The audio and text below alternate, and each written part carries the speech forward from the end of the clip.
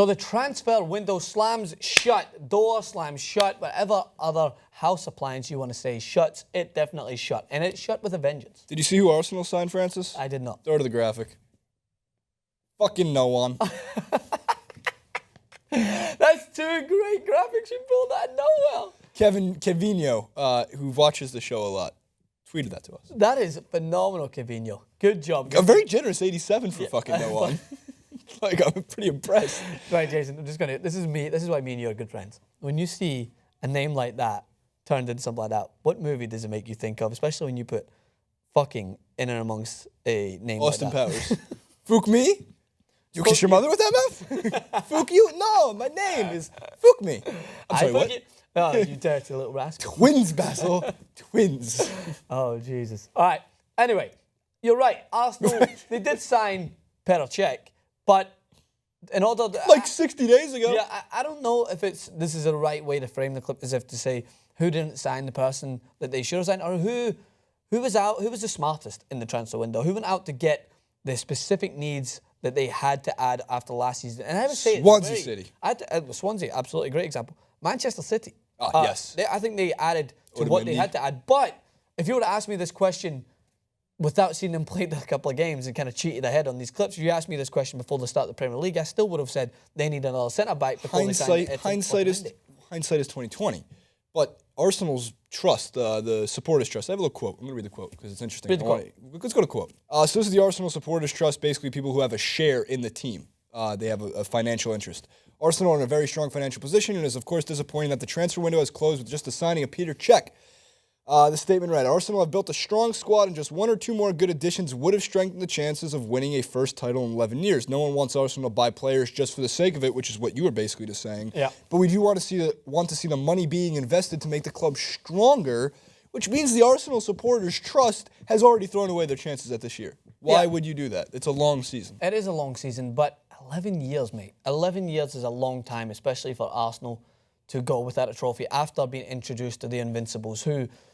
Was that the last time? Thierry Henry? That was an unbelievable team, and that was just a phenomenal spectacle of football. But since then, Arsene Wenger, I think his ego plays a lot in this. He likes to bring youth into the team and kind of grow and mature these players, and then you get them to the point that they just don't want to be there because they want to win trophies, like Cesc Fabregas, who was playing his best football at Arsenal and wanted to move to win trophies. It just happens.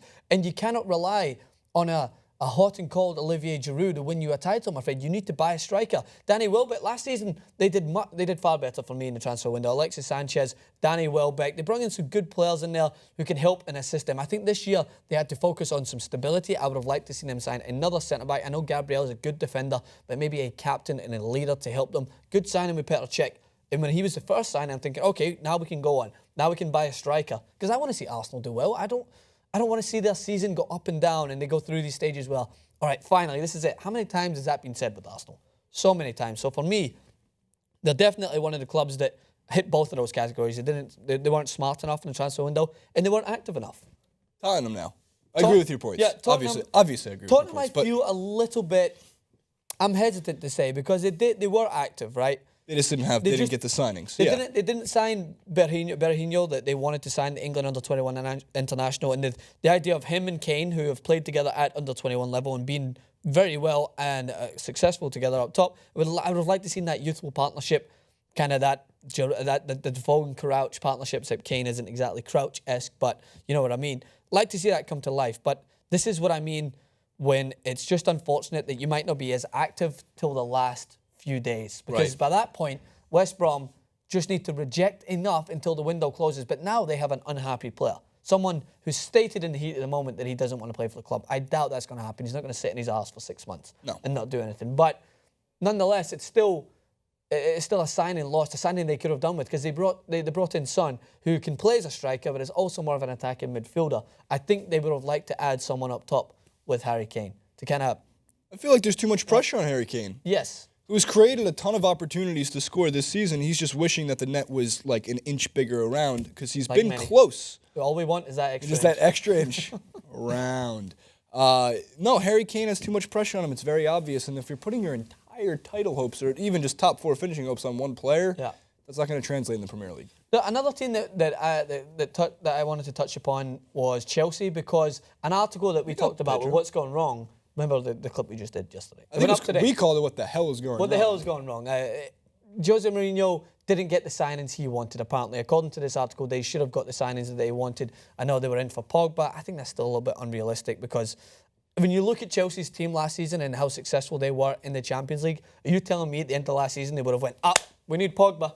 We need Pogba to go and push on. No one even think that Chelsea needed anything. But only now they start to lose. People are like, they should have got this and that. Now, that's not true. That's not the main problem with Chelsea. Right. So they're not a club that I would say off the bat lost out on buying certain players in the transfer window. I think they needed to. I think they could have added. They got Falcao in to provide backup for Diego Costa. Not exactly the best signing. I think they could have added in another centre back. So John Stones is the only one that I think they missed out on. But no, I don't think they're in the same category as Arsenal or even Liverpool. All right. Well, Francis, any other missed out signings?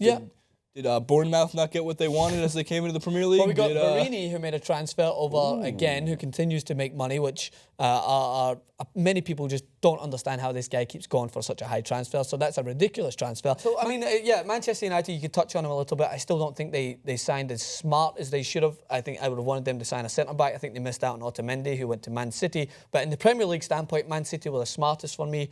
Otamendi's a great signing. Kevin De Bruyne is a great signing. Raheem Sterling, I already said, everyone was talking about how much money was paid for Raheem Sterling, and I put my hands up and said, money isn't an issue anymore when people sign players like Andy Carroll for 30, 40 and Torres for 50 or whatever. Do you know what the total Premier League spending was? I think it was above 800 or something like that. $1 billion. Was it $1 billion? £1 billion. It was 900 million, I was going to say. Close. They might have rounded up, but it said the headlines read £1 billion. Crazy amount of money. So we can't go on without talking about some other teams. And this is a team that I said from a world standpoint and many different sources that were the most efficient and effective in the transfer window this season. Bayern Munich. They made two main signings. They made a bunch, but the two made. Vidal and Douglas Costa. Douglas Costa has had the most fiery, aggressive, impressive starts to the season. He's been fantastic for Bayern Munich. And many people think that wasn't money well spent. I seen him a bunch of times at Shakhtar, and I thought he was a great signing for me. So he's one of them. Shakhtar, my favorite. Shakhtar's your favorite Ukrainian team. And Arturo Vidal, of course. And then we go to La Liga. Real Madrid, not as active, lost out on their biggest transfer. They signed Danilo right back, good signing. I thought it was a good thing that they didn't sign as crazily as they do every year, and they bring in it's just like a turnstile, try to get many players in. I think it's a good thing. I think they've got a good depth there, but I think they could have done They have so much world-class talent on their team, including one of the world's best footballers, and I'm still telling you, mark my words, everything I know about football. Gareth Bale's going to have a good season. Oh, he will, and he started off well, and I actually might need to rebuttal my point when I argued with someone in the comment section about whether Bale could fit well in the midfield. I still don't like him in centre mid in that hole. I still think that he'll be found out. Put him on the wing. But he's played well at the start. He's had a fantastic goal. Do I know what I'm saying? Yeah, I still prefer him on the wing. But when Benzema plays and Ronaldo's on the left and James is on foot, James is playing well on the right. He fits in there. See his free kick. Yeah. Oh my God. What a goal. So he's good for one wonder goal a year. Yeah, he scored an overhead kick as well that game. Yeah, but that was nothing compared to you can't do an A++ and then have an A- follow-up goal. Once you hit that level, you can only go higher. Atletico Madrid were thoroughly active, lost a bunch of players, signed a bunch of players. They got Philippe. Yeah, they fit Ruiz back from Chelsea. They got Jackson, Martinez, the joke that no one will ever get. They were active. They sold Mandzukic. They sold Turan in January to Barcelona, who happened to sign and can't play him until January. So I guess that's a brief roundup. But no one were less active than Arsenal. Subscribe.